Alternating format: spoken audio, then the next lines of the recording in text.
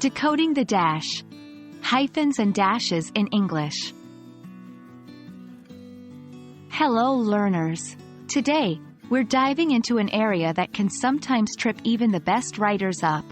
The difference between hyphens and dashes, particularly in the realm of punctuation and capitalization. As small as they might seem, these little lines can change the meaning of a sentence. Let's unravel the mystery behind hyphens and dashes and learn how to use them correctly. Hyphens are versatile punctuation marks, but they're primarily used to connect words or parts of words. Here are a few instances. 1. Compound adjectives. When two or more words together describe a noun, we often connect them with a hyphen. For instance, a well-known author, or an ice-cold drink. 2. Compound nouns. Some nouns are made up of multiple words, like mother-in-law, or runner-up. 3. Prefixes and suffixes. Occasionally, hyphens are used with certain prefixes and suffixes, like pre-war, or editor-in-chief. Dashes are a bit longer than hyphens, and they come in two sizes, the N dash and the M dash. Each has its unique use. 1.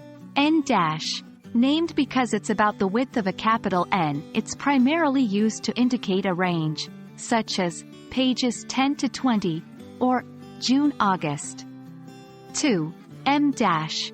Roughly the width of a capital M. The M dash is often used to create a strong break in a sentence, similar to parentheses or commas.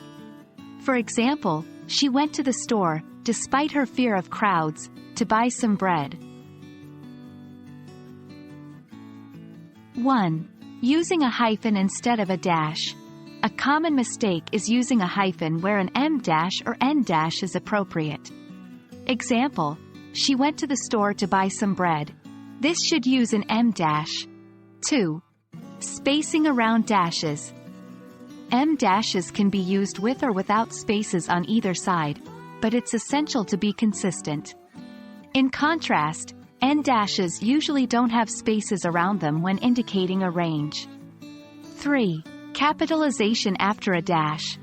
Typically, you won't capitalize the word after a dash unless it's a proper noun or the dash indicates a significant break, like changing from one speaker to another in dialogue. And there you have it. The world of hyphens and dashes, demystified. Remember, these punctuation marks may be small, but they play a crucial role in conveying meaning. So the next time you're writing, give these little lines the attention they deserve. We hope this video clarified any confusion, and happy writing.